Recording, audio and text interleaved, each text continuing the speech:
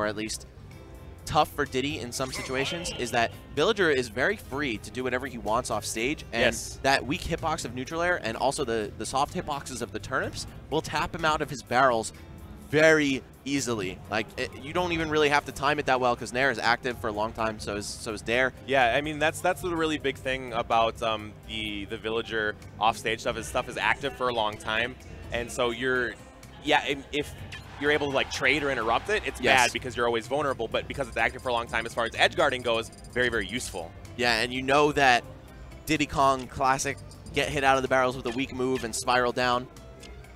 So yeah, I mean, that's actually the killer for Diddy Kong lately, is a lot of people are exploiting that. Barrels get knocked off even with the weakest hit of the move, it seems like, and because of that and the long-lasting hitboxes, as you mentioned, we could see a pretty dynamic offstage, bout here. We'll see how it plays out. It's going to be Battlefield, the stage that I personally like for Diddy Kong. Also, one thing that I've seen mostly from Angel Cortez and possibly exclusively from him is up throw into barrels crash landing on the top platform, and you can get a lot of percent off of that.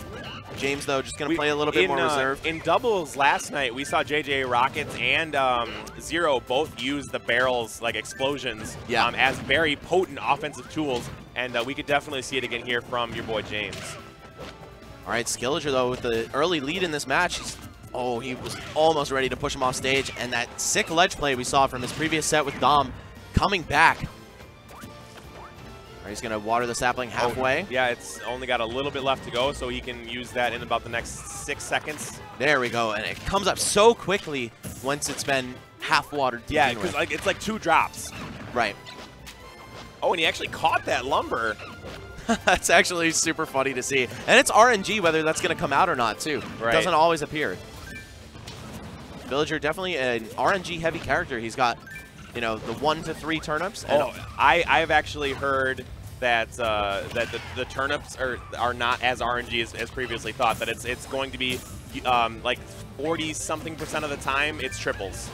Okay. So it's not 1 out of 3. It's more often to be triples. So you just kind of have. That's still RNG. Yeah. But it's more likely. It's not 33, 33, 33. Right. So triple turnips are still the most deadly option. Is what you're going to see the most. Right.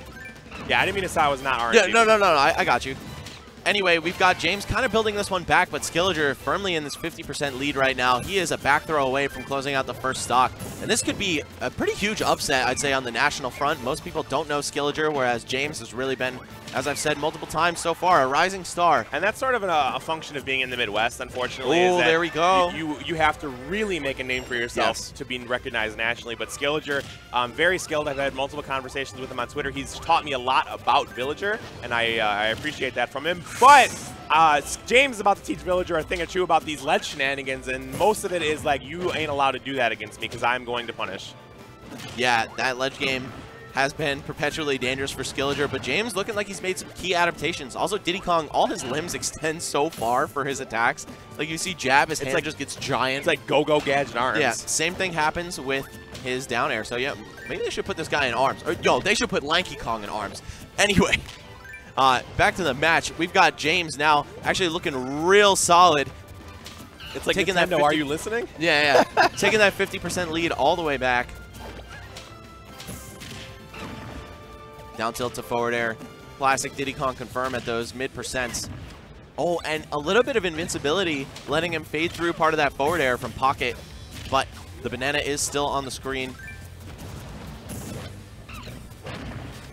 And Skillager finds himself at a pretty deep percentage deficit, but he's, against Dom, he brought it back, and, even when he had the lead, he didn't let it slip away that bad. So, yeah, James did a laggy forward air landing on his shield. He could have just done turnaround jab, but Skillager instead choosing to retreat with a jump out of shield. Might have been a little bit of momentum cost there. Ooh. And one thing we haven't seen, though, is Villager really pocket that banana. We thought it was going to be a big factor in the matchup, and the fact that Skillager is not doing it means that James has had a lot of opportunities to use the banana in terms of combo. And Skillager's tricky ledge stall is coming into play again, but, oh no, that's not quite going to close it out. But, yeah, it caught James, the stall with the Lloyd Rocket, and to come up with an up air. And again, yeah, and actually it is able to poke through and hit your shield. I like this play from Skillager. Is he able to make the comeback, though?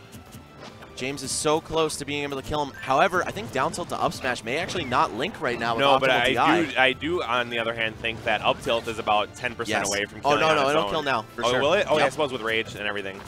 That's pretty strong. It is a very strong move. Oh. The peanuts coming in, starting to rain.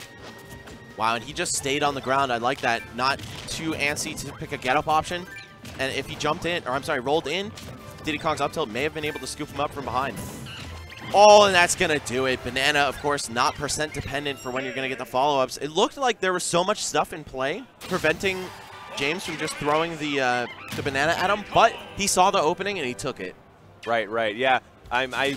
That's the one thing that I think James is the best at, is seeing the openings as they're happening and always having the correct punish. He always seems like whenever he spots a chink in the armor for an arrow to slip through, so to speak, it really is taken to the deepest possible way, usually involving either a heavy combo or a KO. All right, second match of the set here. Is James going to close it out and go to top 32, or does Skillager have what it takes to bring Nebraska a little bit further, or at least take it to a game 3? Oh, I like that, sniffing out the monkey flip from afar. He knew that James was looking for an edge cancel, and actually if he had managed to get the edge cancel and slip off, that down air could have been fatal. Because a lot of Diddies like to mash out double jump after getting the edge cancel. All right, so Skillager again finds himself on the ledge, but now is putting on some aggressive strings with these slingshots. It's going to be really interesting to see if he's content to stay on the edge, because James's edge play has been so good. Oh, and James just backing off. You notice the Lloyd Rocket had finished spawning. Sometimes if you manage to rush Villager sufficiently, you can actually just completely disregard the gyroid and either use the slide from your dash grab to get away with it, or actually the hitbox of your throw to disarm the gyroid. Right. Oh, and he just barely misses with that forward air. That would have sent him off stage again and allowed James to edge guard. That's been a very potent tool, but now he's having a tough time getting back on the ground. Up throw, up air, no, not quite going to connect. I feel like that would have been a guaranteed combo had James acted just a little bit quicker. May have hesitated for one reason or another. But Villager is also tricky to combo. Yeah, that's not tricky, though. Yeah, that is not at all. That's just in your face, and that's, man, I don't credit it with him, but I heard a lot from Marshall, our resident Diddy Kong here in Wisconsin, how good up tilt was, and then all of a sudden everyone started to use it, and so I'm like, you might have been onto something. Yeah, up tilt definitely one of Diddy Kong's strongest moves for just closing out a stock, and Brawl is actually stronger than his up smash, so you very rarely would see anyone go for that move. And then up tilt was instead the high percent closer. And it's funny, actually. It's such a good move that in a match between Marshall and Lucario, oh, he almost got it. We saw him clank with force palm. It's such a it comes out so fast. It can clank with so many moves. It's a great defensive tool as well as an offensive tool. It is actually, I believe, only 1 frame slower than his up smash, which is very strange. But yeah, Diddy Kong, one of the few characters with that unique attribute where he has a tilt slower than a smash. Anyway, James just looking so good right now, 105% to 2. Not where you want to be, especially if you're a character like Villager, who's not exactly going to make some aggressive comeback, though he can kill you at very low percent. I will say, though, that, Villager as a character may not be used to aggressive comebacks, but Skillager as a player seems to like that aggressive style. Yes, he does. Almost kind of like the Supergirl Kells of Villagers. I feel that. Taking a slower, more defensive character and just adding that really attack-based spin to it. Yeah, we're seeing him quite a bit on the edge, but when the aggressive options present themselves, he's taking it as far as he can. Sometimes overextending, but, showing no fear of this Diddy Kong. Look at James just chilling there on the edge, shooting peanuts. Knows that Villager presents very little, if any, threat to him off stage. Oh, Skillager is really trying to scheme his way out of this one, but the up tilt move we spent a good portion of the match talking about actually going to be what closes it out. We see it clutch both stocks of this game. Right. All right, guys. That is a top 32 qualification for Shoyo James. So we've seen Dan make it. Yes, Dan over James, 8-Bit Man, Tweak. which was a pretty. It's not a huge upset if you know Dan, but if you don't, you're like, oh, who's Dan? But probably a top 5 Mario. Right. Yeah, we've seen James. We saw Tweak. Yes, James, Tweak, and and Dan are the three that I know off the top of my head are definitely in top 32. Absolutely.